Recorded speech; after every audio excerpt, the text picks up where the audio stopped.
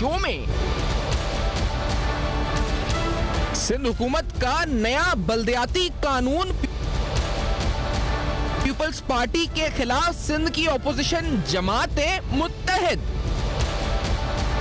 Opposition जमातों का बल्दियाती इदारों के इख्तियारात में कमी करने का इल्जाम,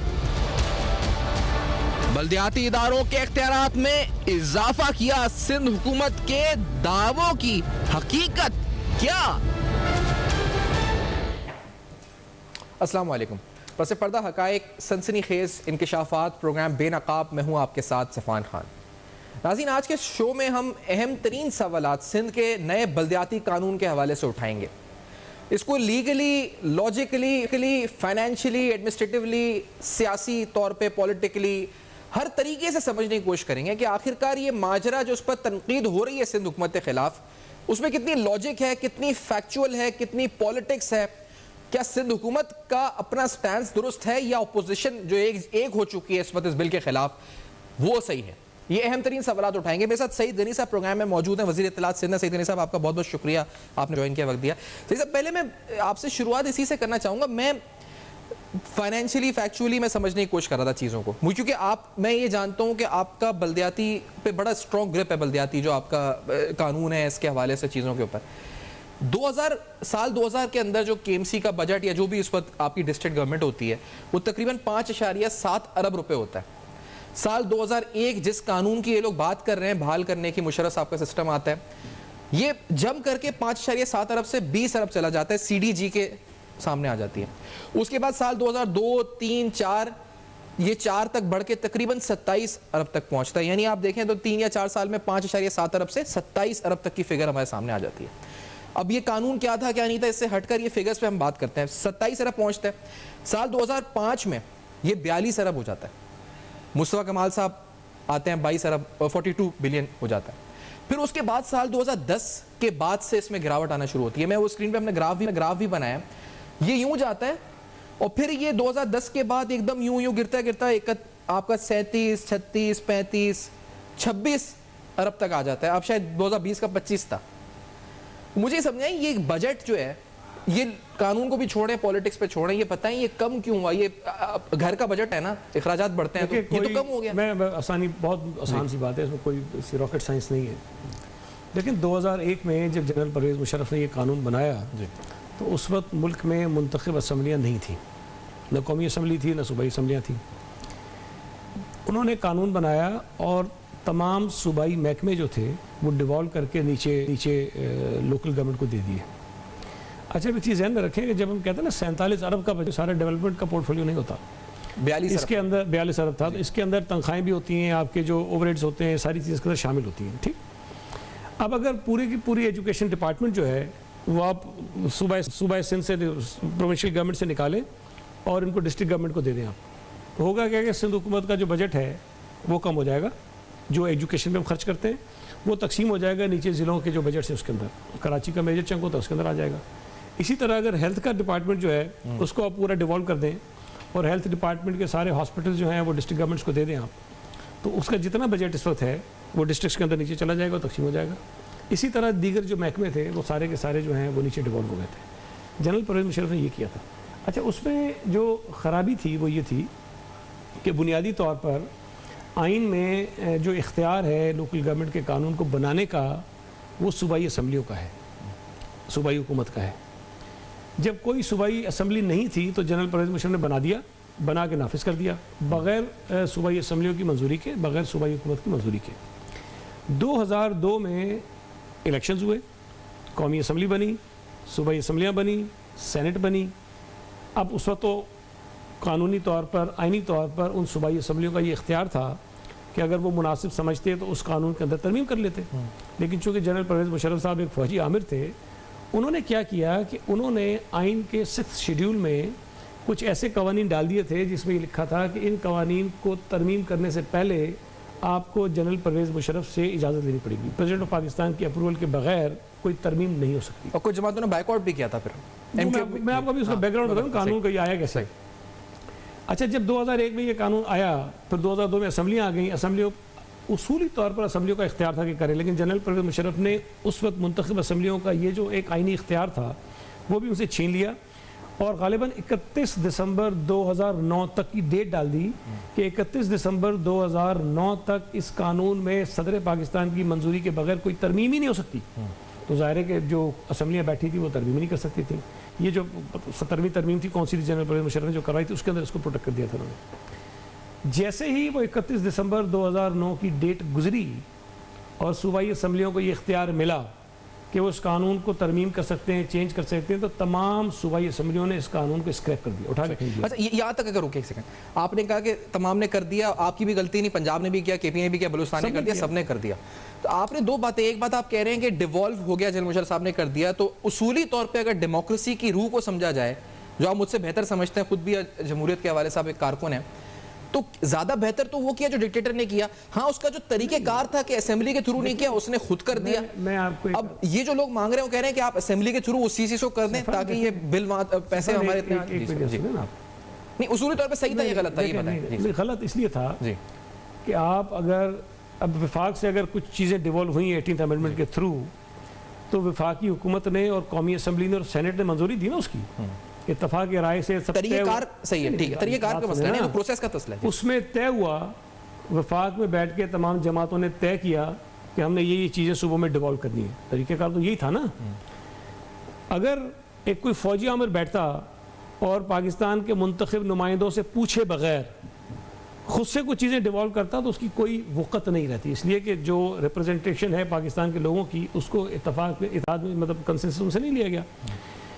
इस कानून की सबसे बड़ी ख़राबी ये थी कि सूबाई असम्बलियाँ जो सूबे के लोगों को रिप्रेजेंट करती हैं, जिनका ये इख्तियार और काम था कि वो बल्दियाती कानून बनाएं, उनसे पूछे बगैर, असम्बलियों की मंजूरी के बगैर आपने सूबे के तमाम महकमे डिवॉल्व कर दिए। अच्छा, अगर हम बदनीयत हैं, चले सूबा सिंध के लोग या सूबाई सिंध की हुकूमत जो है, पीपल्स पार्टी की हुकूमत ये चाहती है कि नहीं हो, तो भाई पंजाब के लोग तो ठीक है ना, वो कर देते। वो बुनियादी तौर पर खराबी है। नहीं, खराबी तो आपने बताया। देखें, अगर सही मैं जो दो सवाल हो गए ना, एक बात तो ये हो गई कि जो डिवोल्यूशन ऑफ पावर है वो एडमिनिस्ट्रेटिव, पॉलिटिकल और जो भी एडमिनिस्ट्रेटिव फाइनेंशियल पावर है, तो उसके तो आप हक में है ना। मतलब आपने जो ये कानून जिस तरीके से इम्बोस आप पे कर दिया गया, बिल्डोज कर दिया गया, उसके खिलाफ है। ठीक है, ये डिक्टेटर था, हम भी कह रहे हैं खिलाफ है, ठीक है, गलत हुआ, लेकिन करा तो उसने सही काम था। ये गलत था, ये डेवोल्यूशन गलत थी। देखिए, 23 महकमे थे ना। बात ये है कि अगर आप बगैर वजू के नमाज पढ़ें तो आप ये नहीं, नमाज तो पढ़ा है ना। नहीं, वो तो फिर मजहबी शरई मामला हो जाता है भाई। मैं आपको मिसाल दे रहा हूँ ना, क्या बात ये है कि जनरल परवेज़ मुशर्रफ इख्तियार ही नहीं था, उसने कर दिया। अच्छा, अगर आप वुजू के साथ 2001 का कानून, वो तो यही कह रहे हैं ना कि आप 2001 का कानून बहाल कर दें। अब तो आपके पास असेंबली है, अगर वो जमहूरी उसूलों के लिहाज से कानून दुरुस्त था और उसके मुताबिक कराची का बजट जो था वो 42 बिलियन हो गया था, दुरुस्त था। नहीं, अगर मैं बोल रहा हूँ दुरुस्त था, तो दुरुस्त इसलिए नहीं। देखिए, मैं ये कह रहा हूँ, फिर कह रहा हूँ, ना मेरे पास ये इख्तियार है, ना चीफ मिनिस्टर के पास ये इख्तियार है।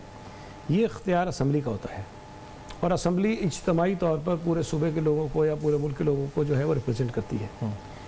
आप असम्बली के इस इख्तियार को जो आइन ने उन्होंने उनको दिया है, जो कोई अदालत भी उनसे नहीं छीन सकती, कि वो लेजिस्लेशन करते हैं। अब लेजिस्लेशन उन्होंने की, उस पर सवाल उठ सकते हैं। मैं नहीं कहता कि भाई सारी जो लेजिस्लेशन है वो सारी ठीक होती है, कोई उसके अंदर गलती होती नहीं है। जो कानून 13 में बनाया उसमें भी एतराज़ात थे, हमने उसके अंदर जो अमेंडमेंट करके बेहतरी की है, बेहतरी के बावजूद भी उसमें एतराज़ात हो सकते हैं। मैं इस पर भी इनकार नहीं करता। हमने कभी नहीं कहा कि जी कोई तजावीज़ आएंगी तो बिल्कुल नहीं मानेंगे। हम ये कह रहे हैं कि जो काबिल कबूल होंगी, जो मुनासिब होंगी, उसको मान लेंगे। लेकिन उसूली तौर पर एक तरफ 100 मेंबर्स हैं, एक तरफ जमात इस्लामी का 1 मेंबर है, और वो 1 मेंबर वाली जमात बाहर खड़े होकर कहे कि नहीं मुझे तो वो कानून चाहिए। भाई वो उसके लिए फिर आप जाएं इलेक्शन में, लोगों को कायल करें कि लोग आपको 100 नशिस्तें दे दें, उसके बाद आप आएँ, फिर जो मर्जी है कानून बनाइए। आप हम पे मुसलत तो नहीं कर सकते ना आप। और अगर तो 2001 का कानून बहुत अच्छा था, तो भाई यही जमातें पंजाब में क्यों नहीं एहतजाज करती हैं कि होना चाहिए? KPK के अंदर क्यों नहीं एहतजाज करती हैं कि वही होना चाहिए? बलूचिस्तान के अंदर क्यों नहीं करती हैं? इस्लामाबाद के अंदर क्यों नहीं करती हैं? अभी मैंने आज अखबार में पढ़ा कि इस्लामाबाद में जो लोकल गवर्नमेंट का कानून था, जो असम्बली के सामने पेश नहीं हुआ, ऑर्डिनेंस के ज़रिए उन्होंने नाफिज किया, उसमें उन्होंने जो हेल्थ और एजुकेशन थी वो उन्होंने लोकल गवर्नमेंट को दे दी। पहले फेडरल गवर्नमेंट के पास थी, उन्होंने लोकल गवर्नमेंट को दे दी। वहाँ प्रोटेस्ट शुरू हो गई। अब वो उसको वापस विड्रॉ कर रहे हैं। इसका मतलब है कि लोकल गवर्नमेंट से लेके फिर अपने पास ले रहे हैं। अच्छा, आपने जो लफ्ज़ इस्तेमाल किया मुसल्लत, अब ये बताएं, क्योंकि जो ये भी तो बिलडोज का लफ्ज़ इस्तेमाल कर रहे हैं। आज जो असेंबली के अंदर फाइनेंस बिल पेश हो रहा है, आप लोग हुकूमत तो कह रहे हैं कि आप लोगों ने उन लोगों ने बिलडोज कर दिया फाइनेंस बिल को हमारे ऊपर, तो व्हाट इज दिस? ये जो लोकल गवर्नमेंट का लॉ है, ये भी तो इसकी जो आपने कार्रवाई करी, ये कि जमहूरी उसूलों के लिहाज से थी? नहीं, मैं देखिए थोड़ा सारी चीज़ों गलत किया जाता है ना। कानून ये है 2013 का, ये है कानून, आज भी यही कानून है, 2013 में आया था। इलेक्शन कमीशन ने हमें ख़त लिखा और गालिबन बहुत कम हमें वक्त मिला कि आप 31 दिसंबर से पहले जो डिलिमिटेशन के हवाले से आपको तरामीम करनी है वो तरामीम आप कर लीजिए। अगर आपने 31 दिसंबर तक नहीं की तो उसके बाद हम पुराने कानून के मुताबिक जो है वो हल्का बंदियों का काम शुरू कर देंगे। और ये इलेक्शन कमीशन का इख्तियार है, चूँकि नई मरदमशुमारी हुई है, उसके बाद हल्का बंदी होनी थी, तो वो उनका काम था। अब जाहिर है कि जब ये आया हमारे पास तो उस पर कुछ तो काम डिपार्टमेंट करता है, डिपार्टमेंट के बाद ये कैबिनेट के पास जाता है, कैबिनेट अप्रूव किया। तो बुनियादी तौर पर जिसको ये कहते हैं हमने बुलडोज कर दिया, उसमें असल चीज़ डिलिमिटेशन की ही थी। और उसमें जो सबसे अहम चीज़ है, नहीं बुलडोज कर दिया आपने? नहीं, बुलडोज वजह ये थी, बुलडोज वो इस तरह कहते हैं कि आपने हमें टाइम नहीं दिया पढ़ने के लिए। अच्छा, उसके अंदर थी क्या, वो 7-8 तो सेक्शंस थे जिसके अंदर तरामीम 7-8 सेक्शंस थे, लेकिन मोटे मोटे सेक्शंस थे। अब जैसे सेक्शन पार्ट 1 का सेक्शन 5 था। अच्छा, मैं 13 हॉस्पिटल्स आपने ले लिए। मैं आपको बता दूं, तो पढ़ने का टाइम तो इनको भी नहीं मिला ना, जो आप लोगों को। मैं इससे इख्तिलाफ इसलिए करता हूँ कि इनको कॉपी दी गई, कुछ घंटे दिए गए, और अगर इन्होंने ना पढ़ा होता, ना समझा होता, तो ये क्या अपनी तरामीम जमा करा सकते थे काउंसिल असेंबली के अंदर? इन्होंने हमारी जो बिल था, जो हमने सबमिट किया था अमेंडमेंट का बिल, उसके ऊपर इन्होंने अपनी अमेंडमेंट प्रपोज की थी और उन्होंने कहा था कि जी इस सेक्शन को ऐसा कर दें, इस सेक्शन को ऐसा कर दें, इस सेक्शन को ऐसा कर दें। ये इन्होंने किया था। और जब उनकी तरामीम आई तो हम आपस में मशावरत कर रहे थे, चीफ मिनिस्टर साहब थे, मैं चूँकि उनके साथ बैठता हूँ, नासिर शाह साहब को बिठाया तो हम कुछ चीज़ें डिस्कस करने लगे।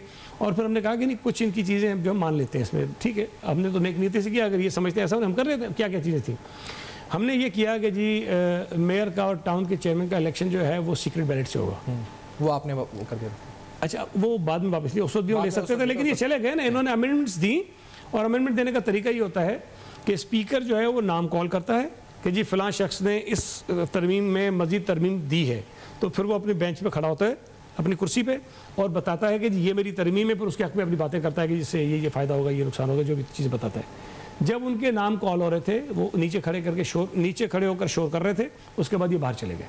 अगर ये उसी जगह खड़े होकर बात कर लेते तो शायद उस पर बहुत सारी इनकी अमेंडमेंट्स हम एक्सेप्ट कर लेते। चले, वो गुजर गया मरला। नासिर शाह साहब ने उस वक्त भी, जब ये पास नहीं हुआ था, वो तकरीर रिकॉर्ड पर होगी, उन्होंने खड़े होकर कहा कि भाई ये कोई आसमानी सहीफ़ा नहीं है, इलेक्शन कमीशन की वजह से हमने कुछ चेंजेस जल्दी में किए हैं, लेकिन अगर आप इस पर कोई और तजावीज़ देंगे तो हम उसको भी कंसिडर कर लेंगे, कोई ज़िद की बात हमारी नहीं है। ये हंगामा करते गए, बाहर चले गए। हमने बाहर फिर मीडिया टॉक की, दोबारा ये बात दोहराई कि भाई इसमें कोई ऐसी चीज़ नहीं। फिर गवर्नर साहब के पास जब गया, गवर्नर साहब ने बिल मंजूर होने के बाद आपने कहा हम इसमें अमेंडमेंट कर लेंगे? नहीं, पहले भी कहा, पहले कहा, लेकिन बाद में भी कहा, लेकिन बाद में भी वही वाली बात आपने जो अभी मैं फिर ये कह रहा हूँ, आप निकाह कर ले, उसके बाद आप बोले नहीं बन रही, तो चलो हमें जल्दी ये थी कि 28 तारीख थी, उसके बाद गालिबन 29 और 30 जो है वो हफ्ता और इतवार था मेरा ख्याल है, और उसके बाद 31 की उनकी आखिरी डेट थी इलेक्शन कमीशन की। हमने गवर्नर साहब को भेज दिया। गवर्नर साहब ने तमाम अपोजिशन की जमातों से मुलाकातें की हैं, जो गलत है, उसूली तौर पर उनको नहीं करनी चाहिए। गवर्नर साहब को अपना माइंड अप्लाई करना चाहिए कि इसके अंदर क्या क्या चीज़ें ठीक नहीं। वो मुलाकातें की, मुलाकातें करने के बाद उन्होंने हमारी अमेंडमेंट्स के ऊपर मुख्तलिफ ऑब्जर्वेशंस दी कि जी ये ऐसा नहीं होना चाहिए, ऐसा नहीं होना चाहिए। उन्होंने DMCs का बोला, मैंने पढ़ी ऑब्जर्वेशंस, उन्होंने DMCs का बोला, टाउन म्युनिसिपल, फिर उसके बाद उन्होंने सीक्रेट बैलेट का बोला। हालांकि मुझे नहीं पता, हालांकि हमने सीक्रेट बैलेट वाली बात उनकी मान ली। उन्होंने कहा कि जी जो मेयर और टाउन चेयरमैन का जो कैंडिडेट होगा वो काउंसिल का मेंबर होना चाहिए, वो हमने मान ली। उन्होंने कहा कि जो शेड्यूल में अमेंडमेंट का इख्तियार कैबिनेट को हमने दिया था, उन्होंने कहा नहीं कैबिनेट को नहीं, असेंबली को होना चाहिए, वो हमने मान लिया। उन्होंने कहा कि जी जो मयाद इसकी है काउंसिल्स की, वो फलां तरीके से शुरू होनी चाहिए, वो हमने मान ली। उनकी कोई एक आधी और चीज़ थी, वो भी हमने मान ली। तो हमने जो चीज़ें अब हमारा तो अंडरस्टैंडिंग ये थी कि इन्होंने अपोजिशन के लोगों से मुलाकातें की हैं और उनका इनपुट इसमें लिया है और उसके बाद अपनी ऑब्जर्वेशंस दी हैं, हमने वो मान ली। अच्छा नहीं, लेकिन फिर भी ये अंडरस्टैंडिंग कैसे हो सकती है साहब? वो तो गवर्नर हैं, वो वफाक के नुमाइंदे हैं, आप अजम्पशन कर रहे हैं ना कि उन्होंने सबसे मुलाकात कर ली और नहीं, रिकॉर्ड पे है, नहीं मुलाकात की, लेकिन उनका जमात इस्लामी का मौक़िफ़ अलग है, पीएसपी अलग है, नहीं रिकॉर्ड पर है, उन्होंने की मुलाकात है, ठीक है, लेकिन ये अजम्पशन के ये सभी की नुमाइंदगी करके हमें बता रहे हैं, ये तो अजम्पशन है। चले अगर उसके बाद, अच्छा उसके बाद भी जब ये असेंबली के अंदर पेश हुआ, गवर्नर साहब के पास होते हैं, शायद 15 दिन होते हैं, वो दोबारा भेजते हैं असेंबली में और फिर उसके बाद असेंबली के सामने दोबारा वो पेश होता है। और फिर अगर असेंबली उसको एज इट इज़ अप्रूव कर दे तब भी, या उसके अंदर अमेंडमेंट्स कर दे तब भी, फिर वो गवर्नर साहब के पास जाती है, लेकिन उसमें गवर्नर साहब के पास लेकिन ये सही साहब, मैं वापस उसी तरफ आता हूँ कि अगर जो ओपोजिशन जमातें सियासत कर रही हैं ना, आप ये बोल रहे हैं कि उन्होंने अगर करना होता तो बैठते सियासत कर रही हैं। सियासत क्यों कर रही हैं? वो सियासत कर रही हैं कि कराची को फिर दोबारा उतना बजट मिले जितना मुस्तफा कमाल या नेमतुल्लाह के दौर में 5 अरब से 20 अरब हुआ, 42 अरब हुआ। तो ये डिवॉल्व करने मसला क्या है? क्या पैसा खा जाएंगे, क्या कर लेंगे? सफान एक तो देखिए, मैं ये क्लियर कर दूँ, ये एमक्यूएम के भी कई लोग बैठ के कहते हैं जी केएमसी के पास पैसा नहीं है, केएमसी के पास पैसा नहीं है। देखिए इस किताब में भी 50 सफ़ात ऐसे हैं, 50 सफ़ात है इसके अंदर, इसके पेज नंबर 131 से लेके 181 तक लोकल गवर्नमेंट के फंक्शंस लिखे हुए हैं। अब 50 सफ़ात में कुछ तो होगा ना करने के लिए, या ऐसी लाइनें ला दी होंगी। अच्छा, मैं रेवेन्यू जनरेशन बता रहा हूँ ना, कि वो कहते हैं कि जो अभी अर्निंग हो रही है, एक हो रही है लैंड फीस ऑन लैंड, अभी जो हो रही है, जो इससे पहले 2013 वाले बिल में land fee on immovable property, दूसरा कच्ची आबादी रेगुलाइजेशन फीस, तीसरा चार्ज पार्किंग फीस, चौथा entry tickets at recreational sites यानी पार्क्स वगैरह में, फीस फॉर स्लॉटरिंग एनिमल्स, और इसके अलावा municipal utility charge tax, funeral charges in KMC run graveyards यानी कब्रिस्तानों में जो म्युनिसिपल चार्जेस होते हैं वो इनको अर्निंग हो रही है। तो अब जो ऐड हुआ है इसमें क्या हुआ है? जो मैंने देखा है एडवर्टाइजमेंट बिलबोर्ड्स ऑन केएमसी, आपने दे दिया इसमें तैयार उनको कि बिलबोर्ड्स का जो पैसा है मेंटेन रोड्स ब्रिजेस है वो कभी भी हमारे पास नहीं आया। हमने इसके अलावा आपने fire and building safety inspection fee और वेडिंग हॉल्स और क्लब्स, ये तीन आपने, आपके पास टाइम इतना नहीं होगा, नहीं आप मेरी बात सुने, एक पेज 2 3 4 5 सफ़ात पर इनके पास जो टैक्स कलेक्शन करते हैं, जो फी लगाते हैं, जो मुख्तलिफ ये रेवेन्यू अपनी कलेक्ट कर सकते हैं, वो 5 पेजेस के ऊपर दर्ज है। तो फिर रेवेन्यू कम क्यों हो रहा है? सही साहब, देखिए बात ये है, ये नहीं जी, वो तो चले 23 महकमे थे, एक चीज बढ़नी चाहिए। अब जो जिस तरफ आप आ रहे हैं, एक तो बजट वाली बात तो आपकी जो उम्मीद समझ में आ गई होगी कि वो डिपार्टमेंट चूंकि वापस प्रोविंशियल गवर्नमेंट में चले गए, आप कह रहे हैं वो मुशर्रफ साहब का वो सारे नहीं, वो नहीं, देखो तो ये भी तो 1979 का था सर, जो वो जो आपने बहाल किया था, वो क्या वो भी तो 1979? एक सेकंड मेरी जरा थोड़ी सी गुजारिश सुनिए। देखिए लेट से केएमसी का बजट 100 रुपए है, ठीक, और हमारे एजुकेशन डिपार्टमेंट का बजट जो है वो 500 रुपए है, जो सूबाई है, ठीक। जब ये जनरल मुशर्रफ ने डिवॉल्व किया तो उस 500 को तकसीम कर दिया पूरे सूबे के अंदर जितनी डिस्ट्रिक्ट गवर्नमेंट्स थी, कराची का शेयर उसके अंदर चले 100 रुपये बन गया, तो 100 रुपये इनका अपना, 100 रुपये वो आ गया, 200 हो गया, इसी तरह 100 रुपये हेल्थ का आ गया, 300 हो गया, इसी तरह और डिपार्टमेंट का आ गया, तो ये 100 से बढ़ के 1000 तक चला जाएगा। लेकिन जब ये डिपार्टमेंट्स वापस जाते हैं तो वो अपनी सैलरीज भी ले जाते हैं, अपना मुझे ये भी पता है सही साहब, आप लोगों ने ज्यादा एलोकेट किया बजट, मतलब आपने एडीपी में रखा होगा, मैं अब आपको जो एक्सेस करूं नहीं वो मुझे फिक्र से, लेकिन आपने केएमसी से तो ले लिया ना, मैं ये बोल रहा हूं सिर्फ वो जो डेवोल्यूशन और लोकल गवर्नमेंट है वो तो कम हुआ। देखिए पहले तो अच्छा, अब इस बिल से बढ़ेगा या नहीं बढ़ेगा, कोई एस्टिमेट है, कुछ है कि हाँ जी ये 26 अरब 25 अरब ये बढ़ेगा? देखिए बढ़ेगा, बात ये 2-3 बुनियादी चीजें हैं ना। अगर अक्सर आपने फेडरल गवर्नमेंट के जो नुमाइंदे होते हैं वो भी सुनते हैं, हम इनको कहते हैं कि जिन्होंने एनएफसी के अंदर हमसे कमिटमेंट थी कि 835 अरब देंगे, ये नहीं दे रहे हैं। जो प्रोविंशियल गवर्नमेंट का बजट बनता है उसमें क्या होता है कि जी जो फेडरल गवर्नमेंट से एनएफसी का शेयर आता है वो प्लस प्रोविंशियल गवर्नमेंट की अपनी टैक्स कलेक्शन, ठीक, हम उसको भी इंप्रूव कर रहे होते हैं ताकि वो मिला के फिर हमारा बजट बनता है। यहाँ प्रॉब्लम ये है कि केएमसी के पास कुछ पैसा तो चले प्रोविंशियल गवर्नमेंट से आता है, तमाम जो भी काउंसिल से सबको जाता है, लेकिन कुछ इनके पास ऐसे भी रास्ते हैं जिससे अपनी रेवेन्यू कलेक्शन बढ़ा सकते हैं। आप मुस्तफ़ा कमाल साहब के दौर से शुरू करें और वसीम अख्तर साहब के दौर तक आ जाएं और इनके मुख्तलिफ हेड उठा के देखें कि इन्होंने अपनी रेवेन्यू कलेक्शन कितनी बढ़ाई है। नहीं करते काम उसमें। सिंध हुकूमत ने बढ़ाई है और हमारा जो SRB है, सिंध रेवेन्यू बोर्ड, वो जब से बना है पाकिस्तान का वाहिद इदारा है जिसने जो अपना टारगेट सेट किया है वो टारगेट उन्होंने मीट किया है। वो तो सेल्स की मद में जो आप लोग नहीं देखिए वो इम्प्रूव तो कर रहा है ना, 100 बिलियन इम्प्रूव तो कर रहा है। लेकिन सर ये मुझे पता है कि फिर ये मुस्तफा कमाल से वसीम अख्तर के दौर में 42 से 26 पर आया, तो इसकी वजह ये इनकी अपनी नाअहली है, इसका मतलब कि ये 42 से 26 पे इसलिए आया कि बहुत सारे महकमे, मैं आपको बता रहा हूँ, वो तो जब एजुकेशन डिपार्टमेंट आपने जो प्रोविंशियल था वो वापस हुआ तो उनका बजट भी वापस जाएगा ना, जो पहले आया था उसी तरह वापस चला जाएगा। तो वो उसमें से कम हो गया, इसी तरह हेल्थ कम हो गया, इसी तरह और भी जो महकमे हैं वो सारे के सारे निकल गए ना। तो ये सिर्फ डेवलपमेंट की मद में नहीं निकले हैं, ये लोगों की तनख्वाहें, फ्यूल, रेंट और जितनी चीज़ें होती हैं वो सारे के सारे अखराजात में निकल गए। पहले कि ब्रेक पे जो सही साहब मुझे बताएं, क्योंकि जो महकमे सिंध गवर्नमेंट के कंट्रोल में हैं, जैसे जिस पर ज़्यादा अभी तनकीद हो रही है ना, KDA Sindh building control authority, Karachi water sewerage board आपने को बना दिया चेयरमैन, लेकिन वो कह रहे हैं जी को चेयरमैन तो वो कहते हैं एक नुमाइशी फॉर्मेलिटी है। Sindh solid waste management board और 13 KMC हॉस्पिटल्स, वो कहते हैं ये आपके कंट्रोल में है। देखिए मैं पहले आपको हॉस्पिटल्स का बताऊं। अच्छा हॉस्पिटल्स, ये सेक्शन 5 आप तैयार हैं वापस लेने को? मैं आपसे अर्ज करूं या हम एक ब्रेक ले लें, एक ब्रेक के बाद सैयद अली साहब से जवाब लेते हैं हमारे साथ रहेगा।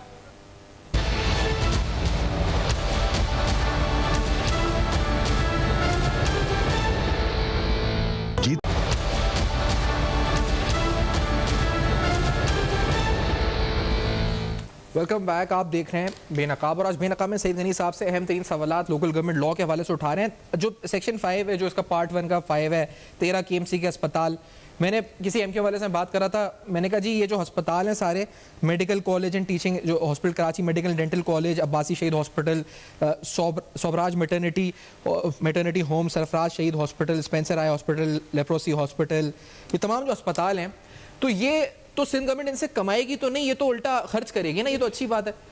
इसमें क्यों आप मैं आपको करूँ, इसमें हमारे यहाँ भी डिफरेंस ऑफ ओपिनियन था। अच्छा। मेरा अपना ज़ाती तौर पे मैं आपको बता रहा हूँ, मेरा ये ख्याल था कि हमें ये नहीं लेने चाहिए। वजह उसकी ये थी, मैं कहा जी इनको मौका मिलेगा हमें क्रिटिसाइज़ करने का, और हम जो ले रहे हैं वो नेक नीयती से ले रहे हैं। आपको याद है मेरे हल्के में एक स्कूल के हवाले से बड़ा चला कि जी वजीर तालीम का हल्का है, वहाँ गधे बंधे हुए, ये बंधे हुए, वो बल्दिया का स्कूल था। हम कह के थक गए कि भाई ये स्कूल हमें दे दें, हम उसको ठीक करते हैं, नहीं दिया। वहाँ एक मैटरनिटी होम है, उसका बुरा हाल है जो बल्दिया का है, हमने कहा जी हमें दे दें, हम उसको ठीक करते हैं, वो देने को तैयार नहीं थे, ना खुद ठीक करते थे ना हमें देने को तैयार थे। अब अगर अब्बासी शहीद हॉस्पिटल जो तकरीबन मेरा ख्याल 750 बेडेड हॉस्पिटल है, बहुत बड़ा हॉस्पिटल है, अगर इसको सिंध हुकूमत एक अच्छे तरह से पैसे लगा के कोई अरबों रुपये खर्च करके एक बेहतर हॉस्पिटल बना दे और बेहतर तरीके से चला ले, तो अल्टीमेटली बेनिफिशरी तो कराची के शहरी होंगे ना। Karachi institute of heart disease अगर हम उसको NICUD की तरह का एक बड़ा हॉस्पिटल बना दें तो डिस्ट्रिक्ट सेंट्रल में रहने वाले जितने लोग हैं उन्हीं को फायदा होगा। यही तो वफाकी हुकूमत आपका जिना अस्पताल लेते वक्त आपको लॉजिक दे रही थी, जो आप लोग कह रहे थे कि वो कह रहे थे हमें देते हैं अस्पताल, आप कहते हैं चला नहीं सकते, इनके पास फंड नहीं है। आपको पता है सुप्रीम कोर्ट का ऑर्डर क्या है? जो सुप्रीम कोर्ट ने जब ऑर्डर किया कि ये फेडरल गवर्नमेंट को वापस करें, और उसमें साथ साथ उन्होंने कहा कि जितना पैसा सिंध हुकूमत इसके ऊपर लगाए वो पैसे वापस करो।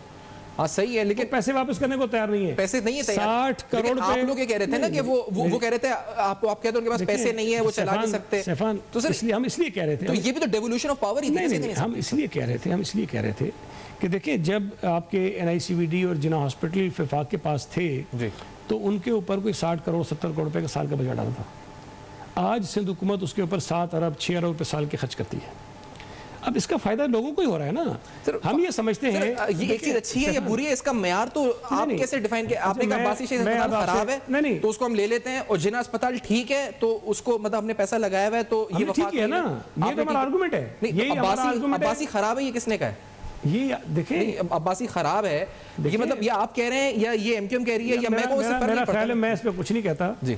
आप वहाँ कभी चले जाइए, खुद भी गया हूँ, चले जाइए, मतलब है खराब, वो तो सरकारी अस्पताल जैसे है वैसी है। मेरा ख्याल ऐसा नहीं है। देखें हम ये क्लेम करते हैं और हमारे पास इसके शवाहिद हैं, हमारे पास इसका डेटा है कि हेल्थ सेक्टर में सिंध हुकूमत ने जितना काम किया है पूरे पाकिस्तान में किसी सूबे ने नहीं किया है, और ये हमारी एक अचीवमेंट है। और मैं समझता हूँ कि ये हमारा कोई एहसान नहीं है, इस सूबे के लोगों का हक है कि उनको बेहतर सहूलतें सेहत की मिलें, और हम उनको देने की कोशिश कर रहे हैं। अभी हमें बहुत काम करना है, लेकिन मैं फिर कह रहा हूँ कि इस पॉइंट पर मेरा नुक्ता नज़र भी ये था कि हमें ये चीज़ें नहीं लेनी चाहिए, इनको दे नहीं चाहिए। जिस साल में भी लोकल गवर्नमेंट चलाना चाहती है वो चलाए। अब अगर कल को हमारा मेयर जीत के आ जाता है, उसकी मर्जी है वो खुद चलाए, उसकी मर्जी है वो गवर्नमेंट को देना चाहता है। अगर किसी और की पार्टी का आ जाता है, वो चाहता है चलाए, वो चलाए, वो चाहता है देना चाहता है दे दे, उस पर छोड़ दे, वो जो फैसला करे। लेकिन ख्याल ये था कि नहीं जी कराची के लोगों को बेहतर सेहत की सहूलतें मिल सकती हैं, हम इसको इम्प्रूव कर सकते हैं, तो हमें करना चाहिए। बहरहाल ये इतना बड़ा मेरी राय में इशू नहीं है। पॉलिटिकली सियासी तौर पे मुझे समझाएं, क्योंकि आप सॉर्ट आउट कर सकते हैं। कहीं आप लोग लैक ऑफ कॉन्फिडेंस का शिकार तो नहीं है कि कहीं दोबारा सियासी तौर पे MQM जो है इलेक्शन जीत जाएगी कराची का और फिर दोबारा आपके हाथ से निकल जाएगा मामला? एक आपसे ऐसा कर दूं, मतलब ये ऐसा लग रहा है कि ट्रस्ट नहीं है आपको कि अगर हमने 13 अस्पताल दे दिए और कोई और मेरा ख्याल है इसको हॉस्पिटल वाले को आसानी से हम आगे बढ़ सकते हैं इससे आप वापस लेने को तैयार? ये एक नुक्ता ऐसा है जिसपे ये कह सकते हैं कि जी हाँ इन्होंने बल्दिया से ये चीज़ ले ली, दैट्स इट, बस ठीक है। उसके अलावा जो बातें ये कहते हैं ना वो सारी गलत है। सॉलिड वेस्ट मैनेजमेंट बोर्ड जो है, एक सेकंड बस क्लियर करते हैं, आप क्या कह रहे थे ना, आप कह रहे हैं कि इस पे इख्तिलाफ राय है, तो हम तवक्को रखेंगे कि ये वापस ले सकते हैं आप? देखिए ये हो सकता है, मैंने शुरू में क्या कहा आपसे कि अब भी अगर कोई इसके अलावा भी अगर कोई तजावीज़ ऐसी आ जाएं जो बेहतर हो, जो इस निज़ाम को बेहतर कर सकती हो, किसी एक जमात की ख्वाहिश नहीं होगी जो वैसा होना चाहिए, नहीं, अक्सरियत की जो राय होगी असम्बली के अंदर वही होगा ना कानून। लेकिन अगर कोई मुनासिब अमेंडमेंट वो प्रोपोज करते हैं तो हम अना की बुनियाद पर उसको रुकावट उसके रास्ते में नहीं बनेंगे, हम कर लेंगे। सिर्फ ये नहीं, इसके अलावा भी कर सकते हैं, ठीक, इसके अलावा भी कर सकते हैं। ये तो वो मुतालबा कर रहे हैं, धरना देके बैठे हैं, आप ले लें वापस, खत्म हो जाएगा धरना वरना। तो आप किसके इंतजार में और क्या किस तरह वो आवाज उठाएं सब लोग? मैं आपको और चीज़ें बताऊँ ना, आपका टाइम खत्म हो जाएगा। नहीं आप बताएं। ये मसला तो इन्हें बढ़ जाता है। देखिए सॉलिड वेस्ट मैनेजमेंट का जो काम है ना, वो मेयर के पास 2001 के कानून में भी नहीं था, उससे पहले भी नहीं था, इसमें भी नहीं था बल्दिया के पास। और ये बात मैं बार बार कहता हूँ कि जब हम बल्दिया की बात करते हैं, लोकल गवर्नमेंट की बात करते हैं, तो mayor is not only local government. Mayor अकेला लोकल गवर्नमेंट नहीं है जो वो कहता है मेरे पास ये इख्तियार नहीं है। कराची में जो डीएमसीज थी, कभी किसी डीएमसी के चेयरमैन का आपने सुना कि मेरे पास काम करने का इख्तियार नहीं है? सुना है कभी किसी? इसलिए नहीं सुना है कि उनके पास इख्तियार थे। अगर डीएमसी के पास या जो टाउन्स बन रहे हैं उनके पास इख्तियार है, अगर यूसी के पास इख्तियार है, अगर केएमसी के पास इख्तियार है, तो लोकल गवर्नमेंट के इख्तियारात को आपको मजमूई तौर पर इन तमाम टीयर्स को मिला के देखना है, सिर्फ एक टीयर को आप नहीं कर सकते। सर वो मैं अच्छा, एक सेकंड मुझे लफ्ज ढूंढने दें, मैं वो क्योंकि मैंने बाकायदा पूछा था उनके लीगल टीम से भी मुख्तलिफ, the power to allocate budget. जी आप आ गए हैं ना सॉलिड वेस्ट पे, तो हम इसी पे स्टार्ट करते हैं। क्या सॉलिड वेस्ट के जो चेयरमैन आप बना रहे हैं, कोई भी जमात का आके मेयर बनता है, will he have the power to allocate budget?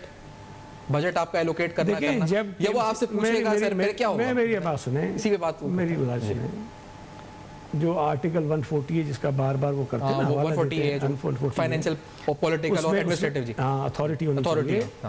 जो आपका यूसी का चेयरमैन है ना, उसके अकाउंट में भी जो पैसे होते हैं ना, वो यूसी अपनी मर्जी से खर्च करती है। यही फाइनेंशियल अथॉरिटी होती है ना, कि उसके अकाउंट में जितना भी पैसा है वो यूसी करती है, सॉलिड वेस्ट वाले करेंगे? नहीं, मेरी बात सुने ना, मैं आपको इसका समझाऊं बुनियादी तौर पर। ये होता है केएमसी में जो मेयर कराची हैं उनके पास ट्रांसफ़र पोस्टिंग के इख्तियारात हैं, वो कर सकते हैं, खुद करते हैं अपने इंटरनल। लेकिन 19 ग्रेड के जो ऑफिसर्स होते हैं उसका ऑर्डर लोकल गवर्नमेंट डिपार्टमेंट करता है, ठीक। अगर मैं मिनिस्टर भी हूँ ना, तो मेरे पास भी एक 18 ग्रेड के ऑफिसर का ट्रांसफ़र करने का इख्तियार अपने पास है। अगर 19 ग्रेड का आदमी मुझे ट्रांसफ़र करवाना है तो मैं चीफ सेक्रेटरी को भेजूंगा। अगर 20 ग्रेड का ऑफिसर ट्रांसफ़र करवाना है तो वो चीफ मिनिस्टर को जाएगा। तो मेरा तो इख्तियार नहीं है ना।